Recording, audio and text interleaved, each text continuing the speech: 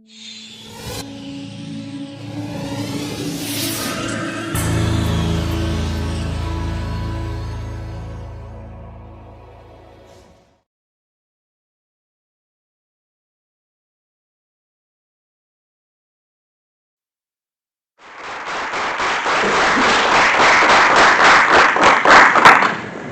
to start off, even if you're not a very visual or creative person, I'd like everyone to close their eyes.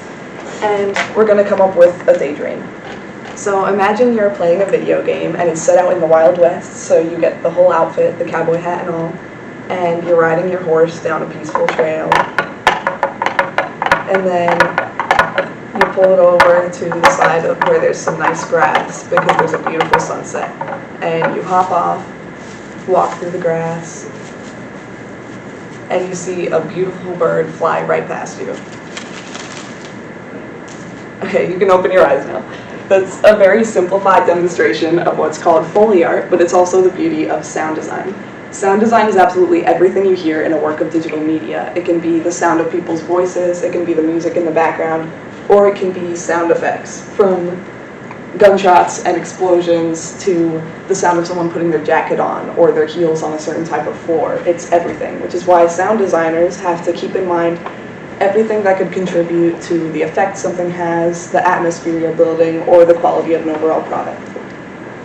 In 2018, a pair of German researchers created an experiment to test the immersion of sound. They had a bunch of participants sit down and watch short films. Some watched silent films, some had music, some had sound effects, and some had music and sound effects. And off to the side, they had a little screen where they could rate their immersion throughout the film.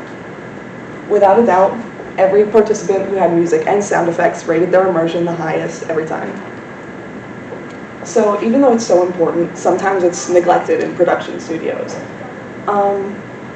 Let's bring this into a more realistic and everyday example. I'm sure most of you watch stuff with subtitles on all the time. I do too, most of the time, except for the few cases where I don't need it. For example, I was watching Baby Reindeer recently. I know it's very popular, it just came out.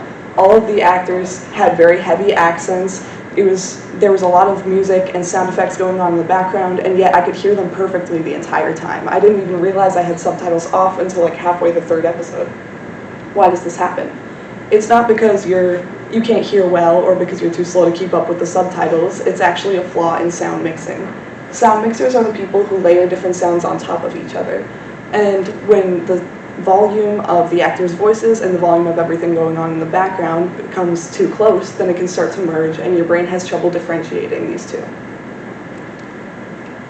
Now, a different type of sound mixing, since we're on the topic, is layering sounds to create completely new ones.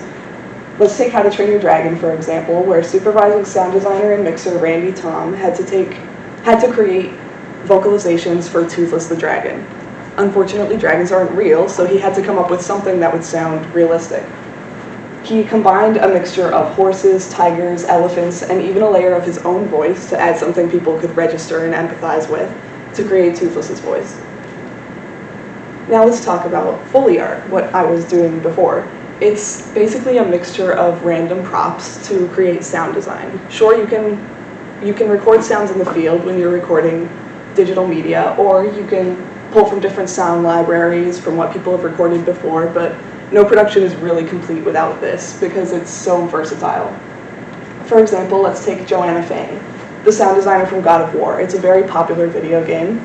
Now, she is, in this scene of the video game, the character you play as is in a fight with another character. They struggle, which is actually the sound of her using leather jackets and boxing gloves and breaking wooden planks. And then the other character gets smashed in the head with Thor's hammer.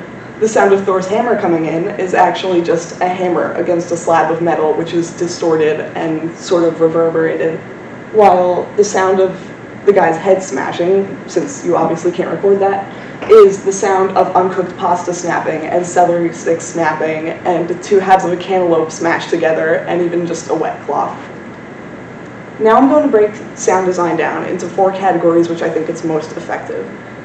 For instance, for the first one, let's do emotional triggers.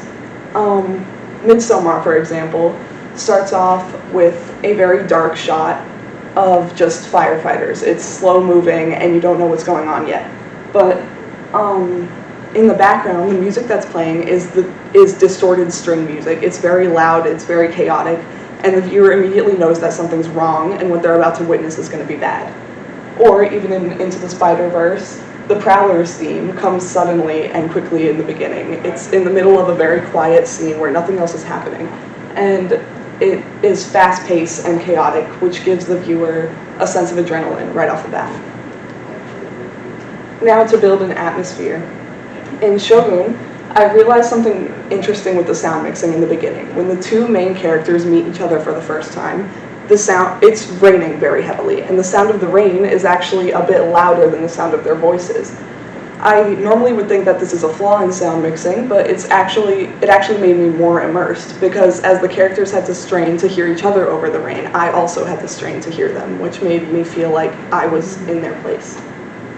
Or in Arrival, in a completely different sense, our main character found herself in a completely new environment, a non-human environment where sound has to travel differently. So they instead distorted her voice and made her breathing almost sound louder than her speaking voice to make it clear that sound does not travel the way it does on Earth here. Now, one of my favorites, which is I think is highly underrated, is using sounds as signals, cues, or indicators. Five Nights at Freddy's, I finally brought up the nerdiest possible example I could, is the reason it got popular is for its sound cues. People had to listen and figure out which action they should take based on the sounds in the game. And they even did something interesting by throwing in random sounds that people didn't know what to do with, so because they didn't mean anything at all. So it freaked people out even more. Or in Nope, a completely different way of doing it is basically we have this antagonistic creature in the sky.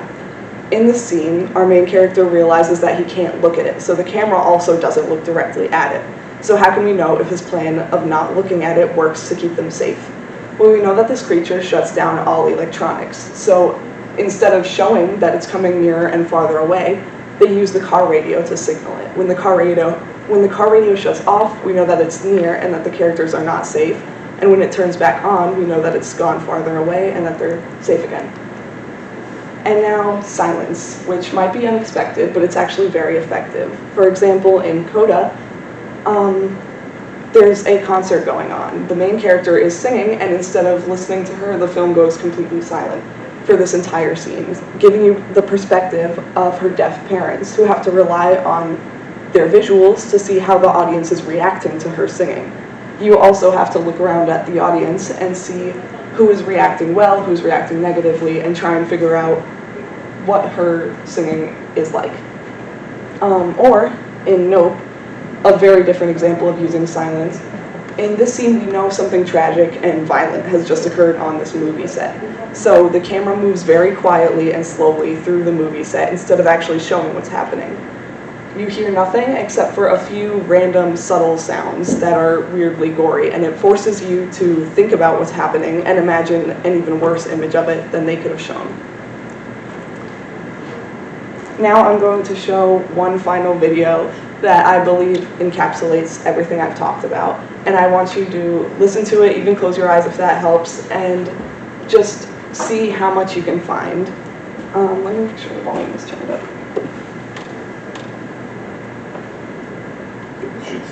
Is it? Okay.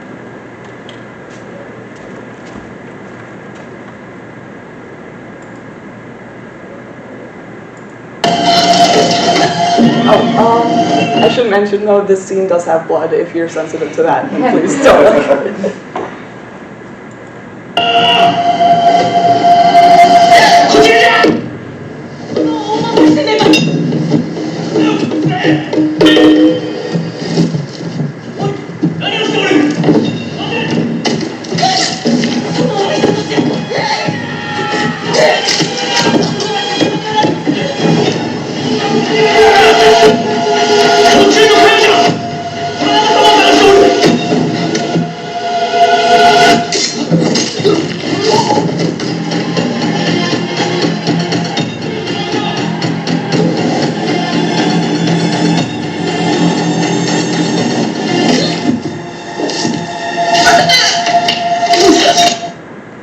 This show even uses Foley art. It uses absolutely everything, and I very much admired this scene for how they did it. So I hope that you can take everything you've learned into your future viewing experience, and thank you for listening.